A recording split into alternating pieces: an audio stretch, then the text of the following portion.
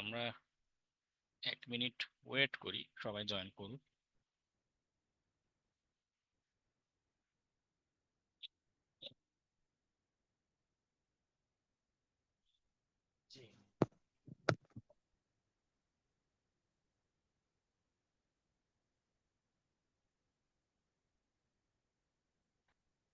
আপনি মনে হয় একবার বলছিলেন যে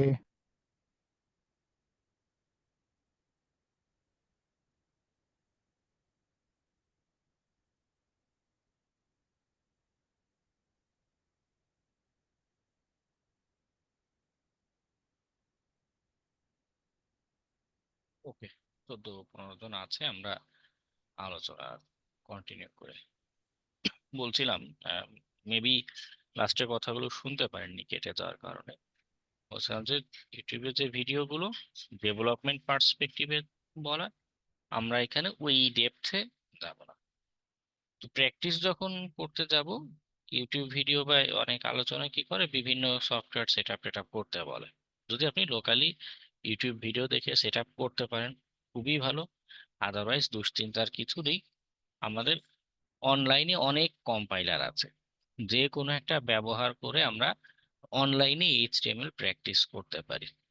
ওকে, এবং যে কোনো একটা সাইট ব্যবহার করতে পারেন, এখানেও কোনো বাধা নেই। ঠিক আছে, যে আমি মনে স্যার। করুন আমি এইটা দিয়ে দেখাচ্ছি বলে আপনি এইটাতেই এই সাইটে এসে আপনাকে প্র্যাকটিস করতে হবে এমন কোনো কথা নেই। কারণ যেটা হয়, স্যার অ্যাসাইনমেন্ট করতে দিলে অনেকেই যেটা করে যে এক্সকিউজ দেখানো শুরু করে যে আমি অমুক programmist.com-এ গিয়ে আমি ক্লাসে এটা দিয়ে দেখেছি, সে আমার দেখানো মতো programmist.com-এ গিয়েছে কিন্তু তারটা রান হয়নি, দ্যাট মিনস সে অ্যাসাইনমেন্ট এই জন্য করতে পারেনি। ঠিক আছে, এরকম হাজার হাজার না লাখ লাখ ওয়েবসাইট আছে যেখানে ফ্রিতে অনলাইনে এইচটিএমএল ট্রাই করা যায়। তো এরকম লেম এক্সকিউজ যেন আমাকে শুনতে না হয়। হ্যাঁ, বলুন। স্যার বলতেছি মনে করেন এইচটিএমএল-এরই যখন মনে করেন এই একটু বড় আর কি যে করা হয়, তখন মনে করেন এই যে অনলাইনে অনেক ওয়েবসাইট আছে, তারা মনে করেন শো করে না আউটপুট। যেরকম W3 স্কুল আছে, তারপরে পিএইচপি ওরকম করতে গেলে মনে করেন আউটপুট শো করে না, এরর দেখায়। পাইথনেরও ওরকম করতে গেলে ওই W3 স্কুলই শো করে না। আর অনেক অনেক ওয়েবসাইট আছে যারা তারা শো করায় না, আউটপুটের জায়গা কি এরর মিরর দেখায়। বেশি বিগ সাইজের হলে বা সিস্টেমের আর কোনো ফাংশনালিটি দরকার হলে, এখন এগুলো যেহেতু ব্রাউজার বেসড, তাদের অবশ্যই কিছু লিমিটেশন আছে। তবে আমরা আমাদের ক্লাসের যে আলোচনা, এটা বোঝার জন্য যে ছোটখাটো কোড দরকার, ওগুলো সব এখানেই কাজ করবে, অসুবিধা নেই। আর যদি একান্ত আমি তো এটা মাত্রই বললাম, যদি একান্ত আপনার এমন হয় যে না আমি আরেকটু কোনো লেভেলে কাজ করবো, আরেকটা বড় মনে করুন বড় কিছু একটা করতে চাচ্ছেন, ইউটিউবে বাংলাতেই অনেক ভিডিও পাবেন, সেটা দেখে লোকালি সকল কম্পাইলার, হ্যাঁ, কোড এডিটর এগুলো সেট আপ কিন্তু আপনি করতে পারেন। ওকে, তাতেও কোনো বাধা নেই। তবে আমাদের ক্লাসের আলোচনা বা যাতে অনেকের হয় কি একদমই বিগিনার, তো এই এখন যদি সেট আপ দেখাই এক দুইটা ভিজুয়াল স্টুডিও কোড বা এই জাতীয়, অনেকে এই কনসেপ্ট বুঝে উঠতেও কষ্টের শিকার হয়। তো দেখা যায় যে এক সেট আপ করতে 3 দিন সময় চলে যাচ্ছে, আমাদের মূল যেটা আলোচনা দরকার, ইম্পর্টেন্ট যে আলোচনা, সেই অংশে হাত দেওয়া হচ্ছে না। এজন্যই সহজ করে মানে আমাদের যেটা মেইন প্রায়োরিটি সেই অংশটাতে জাম্প করার জন্য আমি এই সলিউশনটা এখানে বলছি। কেমন? ওকে। ঠিক আছে,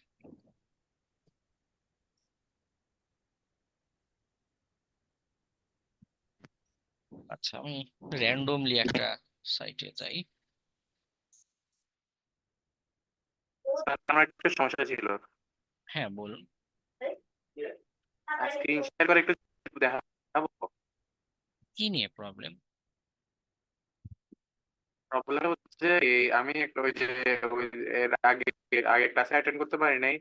এর আগে 7 নম্বর ক্লাস আমি একটা ওই যে জুমের মানে ডেবিয়ান প্যাকেজ কেমনে ইনস্টল করতে হয় আপনি দেখাইছিলেন। তখন হচ্ছে যে ওটা হচ্ছিল না। এখন ওটা করছি কিন্তু হচ্ছে লাস্টের দিকে একটা ইরর শো করে। ইরর মেসেজটা কপি করে জুমের চ্যাট বক্সে পেস্ট করতে পারেন। আমি একটা স্ক্রিন তুলে রাখছি আর ও আচ্ছা, ঠিক আছে, তাহলে শেয়ার দেন।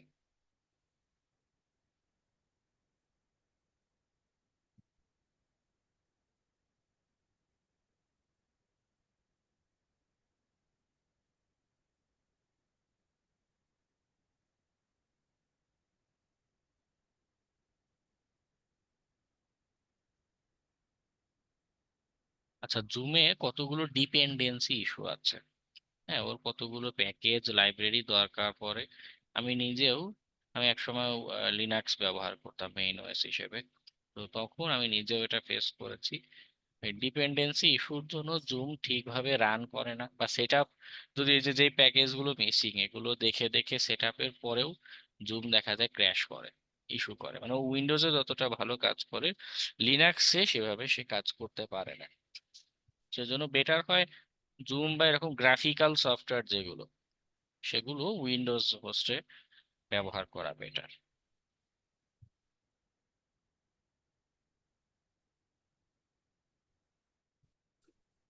ঠিক আছে,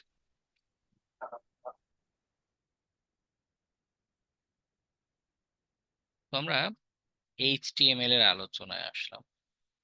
নর্মালি যেটা হয়, এইচটিএমএল এর সাথে আরো দুইটা জিনিস আছে। তো কতদিন বা তার আগের দিন যখন ছবি এঁকে বোঝাচ্ছিলাম, তখন এই সিএসএস আর জাভাস্ক্রিপ্ট নিয়ে কিছু বলিনি, কারণ এগুলো নিয়ে বলতে গেলে আরো কমপ্লেক্স লাগবে, এমনিতেই কনসেপ্ট বুঝে ওঠা কষ্ট।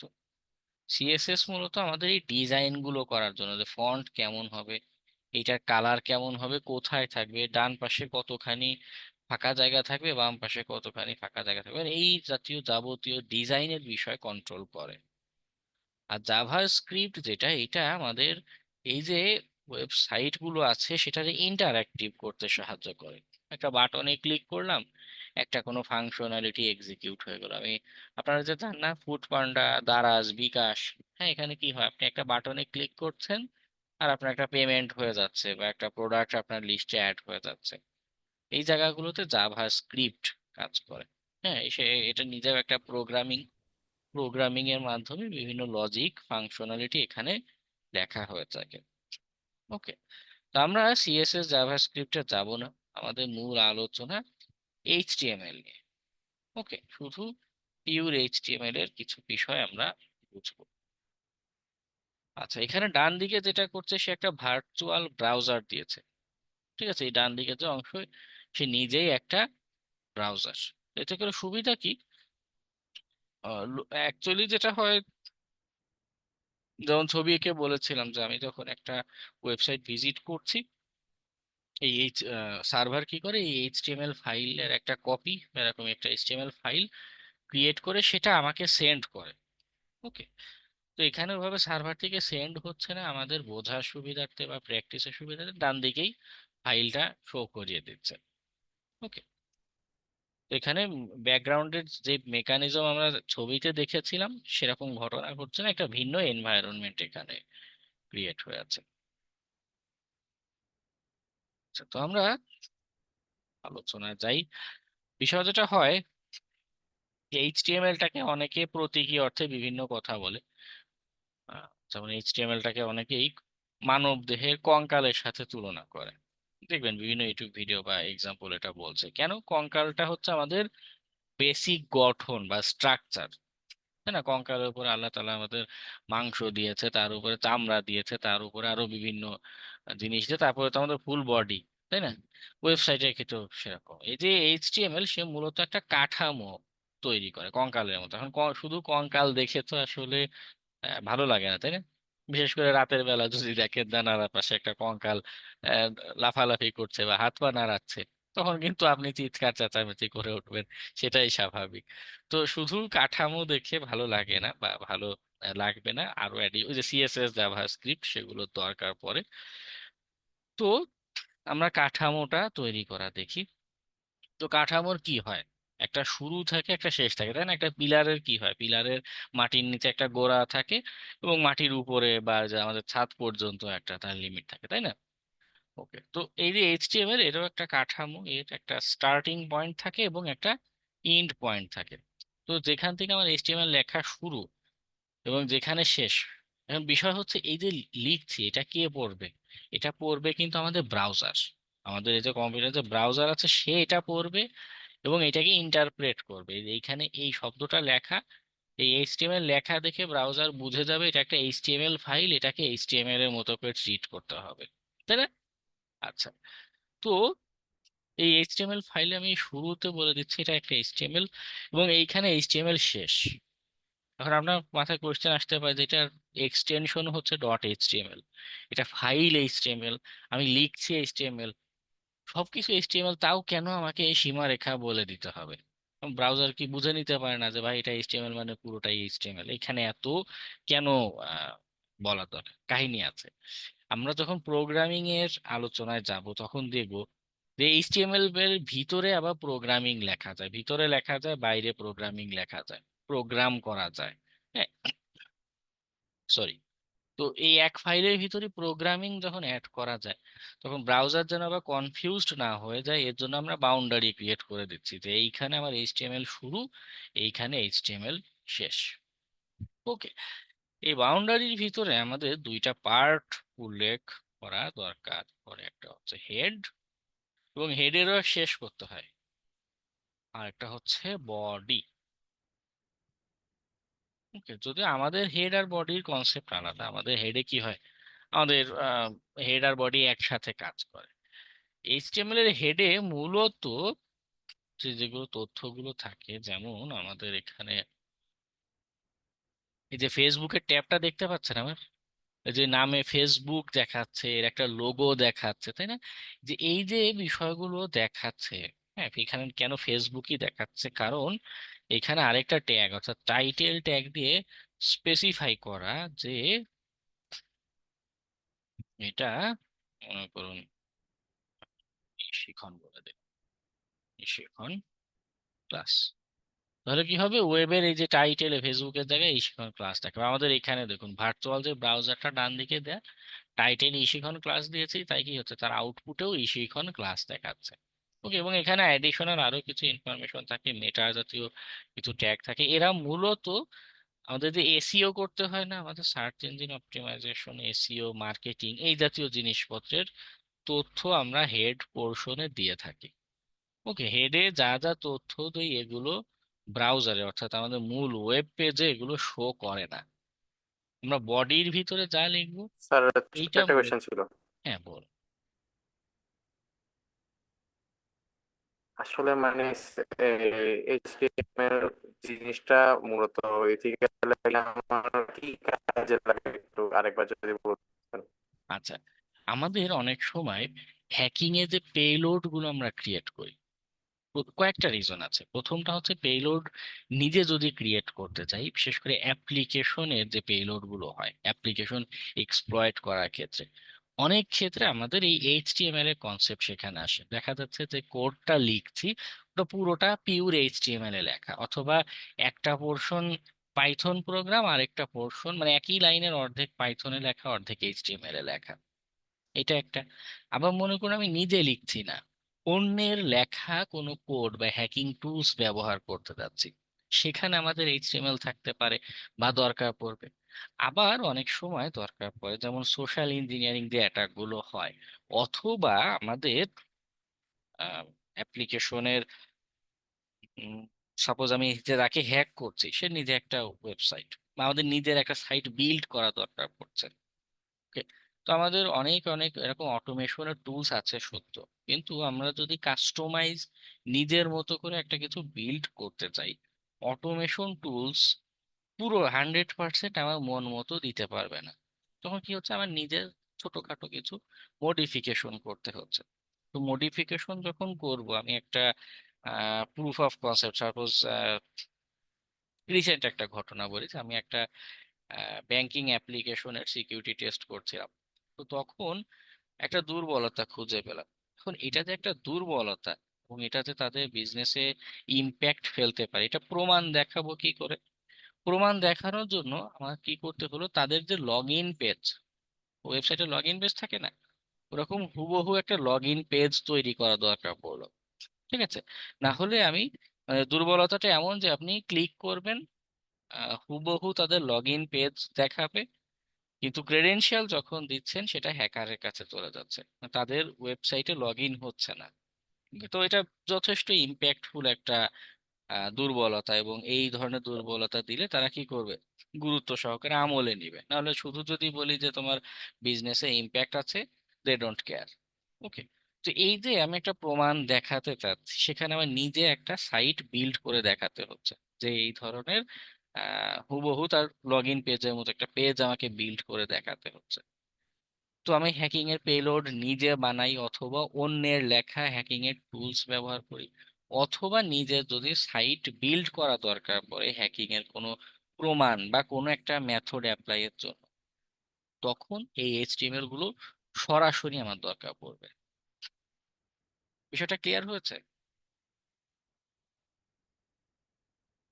জি স্যার। ঠিক আছে। আচ্ছা, তো বডির কথা বলছিলাম। বডিতে যে ঘটনাটা ঘটে, আমাদের বডি পর্শনে যা যা লিখে থাকি সেটা সরাসরি আমাদের ওয়েব পেজে শো করতে থাকে। ওকে। সাপোজ এটা খুব কমন একটা ট্যাগ, H1। H1টা হচ্ছে আমাদের হেডিং ট্যাগ বলে। এবং খেয়াল করবেন এই ট্যাগ গুলো কিন্তু আমাকে ক্লোজ করতে হচ্ছে। H1 শুরু করছি, ক্লোজ করে এর ভিতরে আমি যা লিখবো, ABCDEFG যা লিখছি হুবহু সেটাই আমার ওয়েব পেজের বডিতে শো করছে, রিফ্লেক্ট করছে। H1টা আমাদের হেডিং এর কাজ করে। আরেকটা হচ্ছে পি ট্যাগ। পি ট্যাগ মূলত হচ্ছে প্যারাগ্রাফ, যা লিখবো আমাদের প্যারাগ্রাফ আকারে বডিতে শো করবে এরকম। দেখুন, পার্থক্য কি হচ্ছে ফন্টে, কত একটা বড় ফন্ট, একটা ছোট ফন্ট। যদিও এগুলো বেসিক ট্যাগ, কিন্তু যে বলছিলাম হ্যাকিং এর যে পেলোড গুলো আমরা তৈরি করি, অনেক সময় আমাদের যে প্রোটেকশনের যেই সফটওয়্যার থাকে বা মেকানিজম থাকে, তাকে বোকা বানাতে আমরা এই সকল বেসিক ট্যাগও অনেক সময় ব্যবহার করি। থাকে না অনেকটা ছদ্মবেশ ধরার মতো, যে আমি একদম বেশ ধরেছি এমন যে আমি একদম সাধারণ একটা ট্যাগ, সাধারণ একটা এইচটিএমএল এর হেডিং ট্যাগ, কিন্তু ভিতরে আমি ম্যালিশিয়াস আরো কিছু যুক্ত করে দিচ্ছি। তখনই কি হয়, অ্যাপ্লিকেশন বোকা হয়ে যায় আর আমাদের এক্সিকিউট করতে দেয়। ওকে। আচ্ছা, যাই হোক। তো এই দুটা গেল বেসিক ট্যাগ। আমাদের আরো কয়েকটা ট্যাগ জানা দরকার, বা না জানলেই নয়। তার ভিতরে প্রথমেই যেটা আসে সেটা হচ্ছে কমেন্ট। কমেন্ট জিনিসটা কি, খেয়াল করুন। কমেন্টের শুরুটা করেছি অ্যাঙ্গেল ব্র্যাকেট, এক্সক্লেমেশন আর দুটা হাইফেন হাইফেন দিয়ে, আর শেষ করেছি হাইফেন হাইফেন অ্যাঙ্গেল ব্র্যাকেট। আমি এটা ক্লোজ করে যেইখানে পেস্ট করলাম, দেখুন এখন কি আমি কিন্তু এই ট্যাগ মুছিনি, পাল্টেও দেইনি, সব আগের মতোই আছে, কিন্তু এবার এটা আমার ওয়েবের আউটপুটে দেখাচ্ছে না। কেন? কমেন্ট জিনিসটা ডেভেলপাররা মূলত ব্যবহার করে থাকে কিসের জন্য, যে আমাদের অ্যাপ্লিকেশনে কোনো একটা জায়গায় কোনো একটা কোড আমি বন্ধ করে দিতে চাচ্ছি, যে এই অংশটা যেন এক্সিকিউট না করে, সেখানে কমেন্ট ব্যবহার করে। আবার ডেভেলপাররা অনেক সময় কি করে, কিছু একটা তাদের লিখে রাখা দরকার। হ্যাঁ, আমি আচ্ছা আগে বলি, কিছু একটা তারা লিখে রেখেছে, তো এই পোর্টে কি হবে, লগ ইন ফাংশন কাজ করছে। হ্যাঁ, সাপোজ একটা কোডের একটা অংশে লগ ইন ফাংশন কাজ করছে, এভাবে লিখে রাখছে। মূলত এর জন্য কমেন্ট ব্যবহার করা। কিন্তু এরও না, সিকিউরিটিতে পার্সপেক্টিভে দুইটা রিজন আছে। যেমন আমি একটা অ্যাপ্লিকেশনের সিকিউরিটি টেস্ট করতে গিয়ে এমন পেয়েছিলাম যে এইচটিএমএল কোড, এইচটিএমএল কোড মানে কি, আমি আমি একটা ওয়েবসাইটে যদি ভিজিট করি,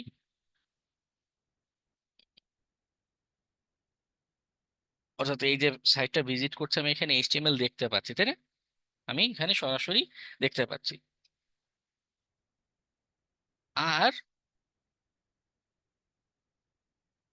তার মানে এখানে যে কমেন্ট লেখা থাকবে, যে এখানে যে কমেন্ট গুলো লেখা থাকে, এটাও কিন্তু দেখা যায়।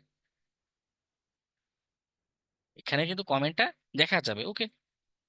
অ্যাপ্লিকেশনে টেস্ট করতে গিয়ে আমি কি দেখলাম জানেন, এইভাবে একটা কমেন্ট করে রাখা, পাসওয়ার্ড মনে করুন 2023 ABCD, এরকম কিছু একটা কমেন্ট করে রেখে দিয়েছে। ঠিক আছে, কোডের বাকি অংশ এক্সিকিউট হচ্ছে, সবই হচ্ছে, কিন্তু এই যে ফাংশন বা এটা যে রান হচ্ছে এখানে একটা পাসওয়ার্ড লিখে রাখা, অনেক সময় ডেভেলপাররা এরকম ভুল ভ্রান্তি করে থাকে। তো তাদের এই ভুল ভ্রান্তি তো আমাদের জন্য ইন্টারেস্টিং, তাই না? এটা একটা সিকিউরিটি পার্সপেক্টিভের একটা ইমপ্লিমেন্টেশন। আবার আরেকটা আছে, সেটা হলো কমিটের মেকানিজমটা কি দেখেছেন, যে আমি একটা পোর্শনকে ক্যান্সেল করে দিতে পারছি, এই পোর্শন আর এক্সিকিউটই হচ্ছে না। আমরা ওয়েব অ্যাপ্লিকেশন হ্যাকিং এর যে মডিউলটা আছে, অর্থাৎ আমাদের কোর্সের লাস্ট মডিউল যেটা, মূলত সেইখানে গিয়ে এটার সরাসরি ইমপ্লিমেন্টেশন দেখবো, যে আমরা অ্যাপ্লিকেশন হ্যাক করার সময় অ্যাপ্লিকেশনের যে কন্ট্রোল ফ্লো আছে বা লজিক গুলো আছে সেটার পার্ট গুলোকে আমরা কন্ট্রোল করতে পারি। কিছু অংশ চাইলে এক্সিকিউট করতে দিলাম, কিছু অংশ এক্সিকিউট করতে দিলাম না, নিজের মতো কমেন্ট করে দিলাম।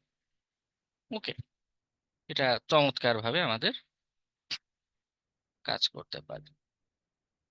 ভালো কথা।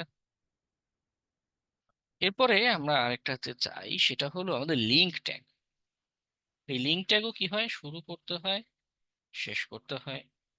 আমরা লিঙ্ক ট্যাগে এখানে যা লিখবো, হ্যালো ক্লিক মি, সেটাই থাকবে। কিন্তু দেখুন এখন লেখাটাও জাস্ট টেক্সট ফাইল আকার আছে, তাই না, টেক্সটের মতো আছে, নাথিং এলস। এখানে একটা ট্যাগ যদি যুক্ত করি, হাইপার রেফারেন্স। হাইপার রেফারেন্স দিয়ে আমি যেই সাইট বলবো, এখন দেখুন এটা লিঙ্ক মতো হয়ে গিয়েছে। ঠিক আছে, এখন মাউস নিলে আমাদের মাউসের কার্সরটা এখানে পাল্টে যাচ্ছে। তো হাইপার রেফারেন্সে আমি যেই ইউআরএল দিব, সাপোজ youtube.com যদি বলে দিই, কি করবে, এখন এই লিঙ্কে ক্লিক করলে আমাকে youtube.com এ নিয়ে চলে যাবে। ওকে, এটা হচ্ছে আমাদের হাইপার রেফারেন্স এর বৈশিষ্ট্য। এরপর আরেকটা ট্যাগ আমাদের মোস্ট ইম্পর্টেন্ট, সেটা হচ্ছে ফর্ম। ফর্মটা কি কাজে লাগে, এখানে দুইটা শব্দ লিখবো আমি, আচ্ছা তারপর লিখে আগে input type equals to text, আমি এক্সপ্লেন করছি একটু পরে, নোটের input type text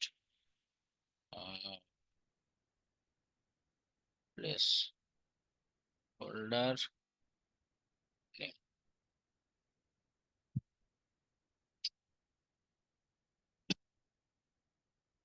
break tag কি কাজ করে জানেন, এই যে দেখুন ব্রেক ট্যাগ দিলাম, এখানে স্পেসে ক্রিয়েট হবে, দুইটা স্পেস হচ্ছে। আমি যদি আরো ব্রেক ট্যাগ দিই, আরো এখানে ফাঁকা স্পেস তৈরি হলো। যাই হোক, ওটা বিষয় না, বিষয় হচ্ছে ফর্ম ট্যাগটা। আমরা অনেক অ্যাপ্লিকেশনে গেলে এরকম দেখি না, এই শিখনের সাইটে আপনি যখন লগ ইন করতে গিয়েছেন, হচ্ছে না এরকম ফর্ম এসেছে না, আপনি এখানে ইউজার নেম পাসওয়ার্ড দিয়েছেন, আপনি লগ ইন করেছেন, তাই তো? তো এই ফর্মটা কিভাবে বিল্ড করে এবং এর সাথে প্রোগ্রামিং কিভাবে কাজ করে, এটা আমাদের বোঝা সবচেয়ে দরকার, সবচেয়ে বেশি দরকার, এ সবচেয়ে বেশি জরুরি। তো ফর্মে এরকম বিভিন্ন ইনপুট হয়ে থাকে, ইনপুট টাইপ হয়ে থাকে।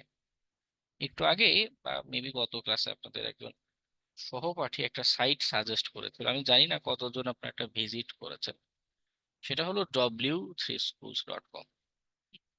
এটাতে কেন আসলাম,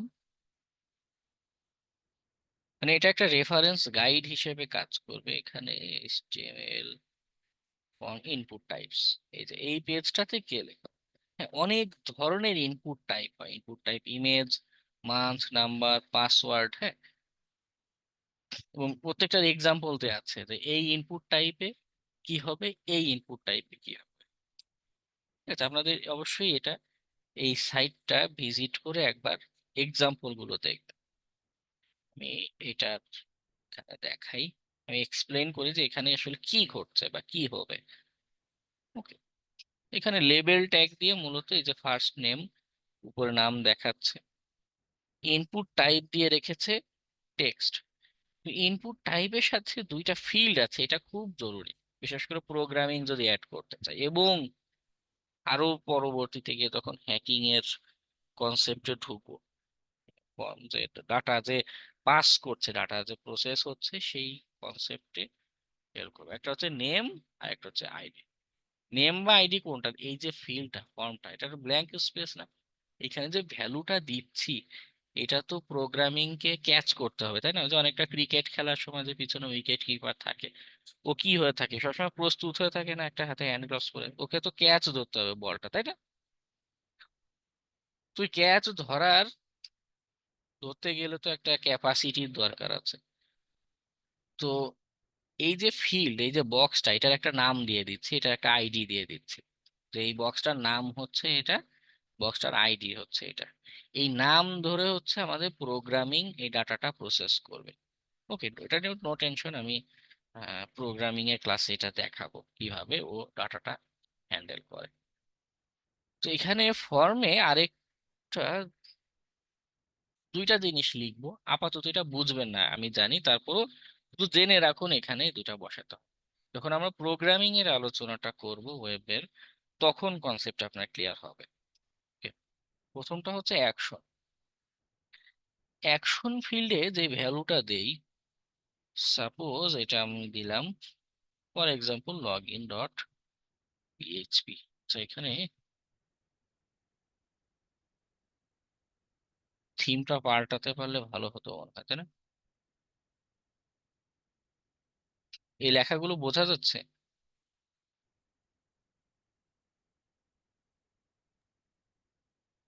হ্যাঁ স্যার, বোঝা তো যাচ্ছে, বাট একটু একটু ঝাপসা বোঝা মতো। একটু যাচ্ছে, ঝাপসা লাগছে। বোঝা যাচ্ছে।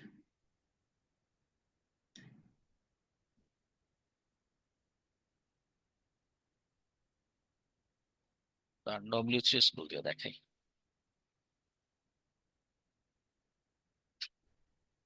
এই যে দেখুন, সেখানে কি করছে, অ্যাকশনে একটা ইউআরএল মেনশন করেছে, একটা পেজ মেনশন করেছে। এই পেজের মধ্যে মূলত আমাদের প্রোগ্রামিংটা লেখা থাকে, প্রোগ্রামিং ফাইলের লোকেশনটা এখানে বলা হয়ে থাকে। তো এই যে ফর্মটা, এই যে সাবমিট বাটন, হ্যাঁ, এখানে দেখুন একটা ইনপুট টাইপ নিয়েছে সাবমিট। তো সাবমিট বাটনে যখন ক্লিক করব তখন এই অংশটা এক্সিকিউট হবে, এই লাইনটা এক্সিকিউট হবে। তো তার অ্যাকশনে বলা আছে যে তাকে এই পিএইচপি ফাইলে ডাটাটা পাস করতে। সে কি করবে, এই যে এই বক্সে যে ডাটা নিয়েছে, এই বক্সে যে ডাটা নিয়েছে, দুইটা ভ্যালু এই পিএইচপি ফাইলের কাছে সেন্ড করে দিবে, বা এই প্রোগ্রামিং ফাইলের কাছে সেন্ড করে দিবে। মানে পিএইচপি না দিয়ে ফর এক্সাম্পল পাইথন থাকতে পারে বা জাভা থাকতে পারে, ঠিক আছে? ওই ফাইলের কাছে সেটা সেন্ড করে দিবে। আর পাশে আরেকটা ফিল্ড আমরা লিখে থাকি, সেটা হচ্ছে মেথড গেট। হ্যাঁ, এই গেটের কাজ কি, আরেকটা খুব জনপ্রিয় লেখা হয়ে থাকে, সেটা হচ্ছে পোস্ট। গেট আর পোস্ট, এটাও এখন বুঝবেন না, আপাতত জেনে রাখুন যে এখানে এই দুইটা বসাতে হয়। আমরা প্রোগ্রামিং এর আলোচনাটা যখন করব, তখন এই দুইটার মানে এক্সাম্পল, আরো আরেকটু মানে প্রোগ্রামিং এর আলোচনা না করে এটার এক্সাম্পল এখনই দেখাতে পারছি না, তাহলে বুঝবেন না। ওকে, দেন যখন আলোচনা করবো এটা কনসেপ্টটা ক্লিয়ার হবে। ঠিক আছে? আচ্ছা, এইচটিএমএল এর আরো অনেক অনেক আলোচনা হয়, ফর্মটা আমাদের জানা খুব বেশি দরকার। আরেকটা হচ্ছে জাভা স্ক্রিপ্ট, এটাও একটু একটু দেখে রাখলে বেটার। এইচটিএমএল যে লিখছি এর ভিতরে জাভা স্ক্রিপ্ট যুক্ত করা যায়। ওকে, তবে এই জন্য জাভা স্ক্রিপ্ট প্রোগ্রামিং ল্যাঙ্গুয়েজটা জানা থাকলে আহ, ভালো হয়। ওকে, না জানলেও অসুবিধা নেই, আপাতত একটু চোখে দেখতে তো দোষ নেই।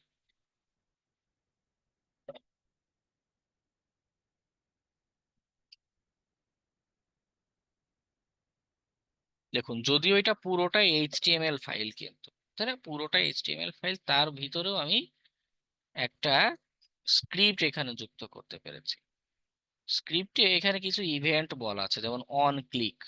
এগুলো কোথায় পাই? এগুলো আগে থেকেই বানানো, এগুলো আগে থেকেই বানানো আছে, শুধু কল করলেই সে কাজ করে। অন ক্লিকে কি হবে, অর্থাৎ এই বাটনে যদি আমি ক্লিক করি, একটা ইভেন্ট হচ্ছে, তাই না, একটা ঘটনা ঘটছে। তো সেইখানে এই ঘটনাটা চেক করবে যে আমি বাটনে ক্লিক করেছি কিনা। অন ক্লিক, অন ক্লিকে কি করবে, এই ফাংশনটা এক্সিকিউট করবে, get element by ID demo. অর্থাৎ এই যে প্যারাগ্রাফ, এর একটা আইডি আছে ডেমো, এই ডেমো নামের যে আইডি, এইখানে তার অ্যাক্টিভিটিটা সে করবে, এই ইনস্ট্রাকশন এখানে বলা। তো ইনার এইচটিএমএল যেটা, অর্থাৎ এইচটিএমএল এর ভিতরে এই জায়গাটাতে সে ডেটের আউটপুট দেখাবে, ডেট ফাংশন কল করবে। ওকে, আমি জানি একটু কঠিন লাগছে যাদের একদমই জাভাস্ক্রিপ্টের আইডিয়া নেই, তবে যেটা বোঝানো উদ্দেশ্য বা বোঝানো চাচ্ছি সেটা হচ্ছে কি এরকম ছোটখাটো স্ক্রিপ্ট দিয়ে আমরা, আচ্ছা আমি এখানে ক্লিক করি, দেখুন আমাকে কি করছে। আমি কিন্তু এইচটিএমএল এর ভিতরে কোথাও লিখিনি যে আজকে ডেট কত বা কি হবে, এটা কিন্তু ইন্টারেক্টিভ। আমি যদি আবার ক্লিক করি, এই দেখুন আমার 31/2 দেখাচ্ছে, আবার দিলে কি 6 দেখাচ্ছে, মানে টাইম, রিয়েল টাইমটা আমার এখানে শো করছে, প্রতি সেকেন্ড পর পর আপডেট দিচ্ছে। দেখুন 13 সেকেন্ড হয়ে গেছে, 16 সেকেন্ড হয়ে গেছে, হ্যাঁ, মিলি সেকেন্ড এটা আর কি। ওকে, তো ডেভেলপাররা কি করে, এরকম বিভিন্ন ইন্টারেক্টিভ ফাংশনালিটির জন্য জাভাস্ক্রিপ্টকে যুক্ত করে। আর হ্যাকাররা কি করতে পারে, হ্যাকাররাও এরকম নিজেদের মতো বিভিন্ন স্ক্রিপ্ট এইচটিএমএল এর ভিতরে লিখে দিতে পারে। দিলে কি হবে, আপনার সাইট লোড হবে সাথে সাথে, মানে এমনও আছে, এটা তো অন ক্লিক। হ্যাঁ, এখানে আমি অন ইভেন্ট যদি অন লোড দিয়ে দিই,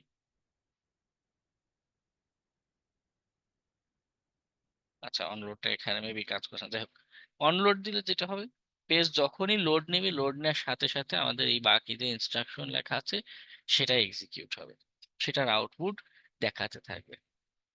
ওকে, এরকম অনেক ইভেন্ট হয়, অন ক্লিক আছে, অন মাউস ওভার আছে। তো হ্যাকাররা এরকম বিভিন্ন ইভেন্ট ব্যবহার করে স্ক্রিপ্ট লিখতে পারে, এরকম বিভিন্ন স্ক্রিপ্ট বা বিভিন্ন ইনস্ট্রাকশন লিখে রাখে। তো যখনই পেজে যাচ্ছি, আমাদের এই ম্যালিশিয়াস স্ক্রিপ্টটা যাতে এক্সিকিউট হয়, সেরকম বিভিন্ন ব্যবস্থা জাভাস্ক্রিপ্টের মাধ্যমে দেয়া হয়ে থাকে। ওকে, ফর্ম নিয়ে আরো কিছু এক্সাম্পল আছে এখানে, এটা এটা দেখতে পারেন। আজকে একটা ছোট অ্যাসাইনমেন্ট দিব, একটা এইচটিএমএল এর একটা জিনিস বিল্ড করার জন্য। ওকে, জাস্ট আপনাদের প্র্যাকটিসের জন্য একটু বেসিক আইডিয়া তো দিলাম। এখানেও অনেক এরকম কোড পাবেন, অনলাইনেও অনেক কোড পাবেন, দেখে দেখে হোক বা একটু নিজে নিজে ট্রাই করে অ্যাসাইনমেন্টটা কমপ্লিট করলে কি হবে, এইচটিএমএল এর একটা ভালো ধারণা তৈরি হয়ে যাবে আপনাদের। ওকে,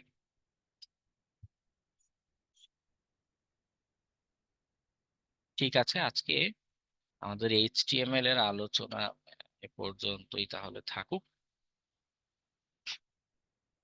আমরা নেক্সট দিন থেকে প্রোগ্রামিং এর আলোচনাতে একটু ডাইভ করবো। ওকে, তো আমাদের অ্যাসাইনমেন্টটা গুগল ক্লাসরুমে দিয়ে দিই, গুগল ক্লাসরুমে লিখে দিয়ে দেবো ওখানে। Okay sir. আর টাইম স্যার? স্যার আসসালামু আলাইকুম। টাইম টাইম ওই আপনাদের নেক্সট ক্লাসের আগে। ঠিক আছে স্যার। ঠিক আছে, জি স্যার। স্যার ওকে, সবাইকে স্যার শুভরাত্রি, আসসালামু আলাইকুম। ওয়ালাইকুম আসসালাম।